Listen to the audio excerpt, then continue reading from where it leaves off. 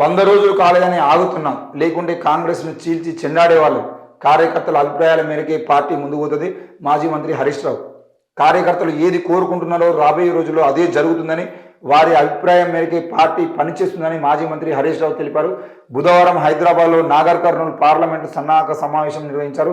ఈ సందర్భంగా హరీష్ రావు మాట్లాడుతూ ఎన్నికల ఫలితాలు వచ్చి 45 రోజులే అయ్యిందని, లేకుంటే కాంగ్రెస్ ఇచ్చిన హామీల అమలుకు ఆ పార్టీని చీల్చి చెండాడేవారమని తెలిపారు. ఓటమి నుంచి తేరుకొని నెల రోజులకే సమావేశాలు నిర్వహిస్తున్నామని, ఇప్పటికీ 11 సమావేశాలు నిర్వహించామని తెలిపారు.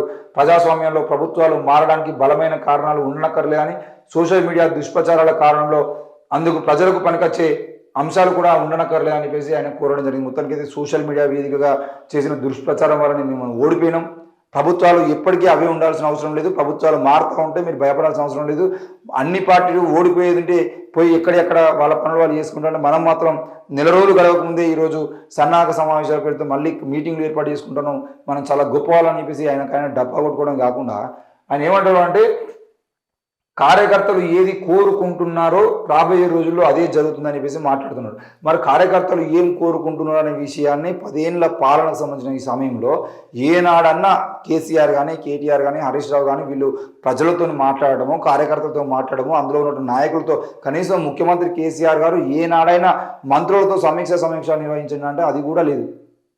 మరి మంత్రులుగా ఉన్న వాళ్ళు కేవలం పేరుకు చెప్పుకోవడానికి మాత్రమే మంత్రులు తప్ప వాళ్ళు ఏనాడు కూడా మంత్రిత్వాన్ని అంటే వాళ్ళ మంత్రి పదవిని సరిగ్గా ఉపయోగించుకున్నటువంటి పాపాన పోలేదు. మరి ఎందుకు జరుగుతుంది ఇట్లా అని అంటే, కేవలం అధికారం మా చేతిలో ఉంది కాబట్టి వాళ్ళ దురప్రభావాన్ని అహంకారాన్ని చూపించడానికి ప్రయత్నం చేశారు తప్ప ప్రజలకి కానీ, అందులో ఉన్నటువంటి ఎమ్మెల్యేలకు కానీ, ఎంపీలకు కానీ, మినిస్టర్లకు కానీ ఏ ఒక్కరికి కూడా మాట్లాడేటువంటి స్వేచ్ఛ కూడా లేకుండా పోయింది. మరి ఈరోజు హరీష్ రావు గారు మాట్లాడుతూ కార్యకర్తలు ఏది కోరుకుంటున్నారో అదే జరుగుద్ది అని చెప్పేసి మాట్లాడితే, ఇన్ని రోజుల పాటు కార్యకర్తలు ఏం కోరుకున్నారు? కనీసం మీ అపాయింట్మెంట్ కావాలని కోరుకున్నారు, వాళ్ళకి వచ్చినటువంటి ఆలోచన మీతో షేర్ చేసుకోవాలని కోరుకున్నారు.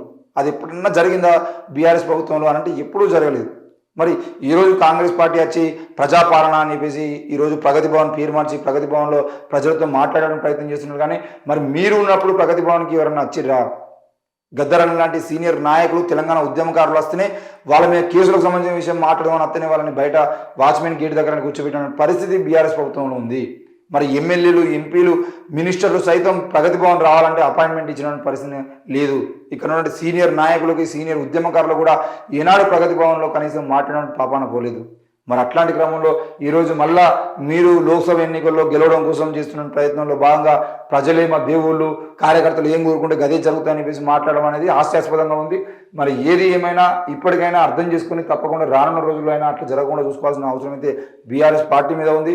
ఈరోజు బీఆర్ఎస్ పార్టీ ఓడిపోవడానికి, ప్రజా వ్యతిరేకత రావడానికి, ప్రజా వ్యతిరేకత పెరగడానికి ప్రధాన కారణం కూడా వాళ్ళ అంటే మొత్తం ఎవరికి వాళ్ళే అన్నట్టుగా వాళ్ళు చేసుకుంటూ ముందుకు పోవడము, లేదనంటే నిరుద్యోగుల విషయంలో అయినా, ఉద్యోగాల విషయంలో, ఏ విషయంలో చూసినా కేసీఆర్ ఏం చెప్తే గదే అనే విధంగా వాళ్ళు బిహేవ్ చేసారు. కాబట్టి ఈరోజు ఆ పెద్దదనం గద్దెదించడానికి ప్రయత్నం చేశారు.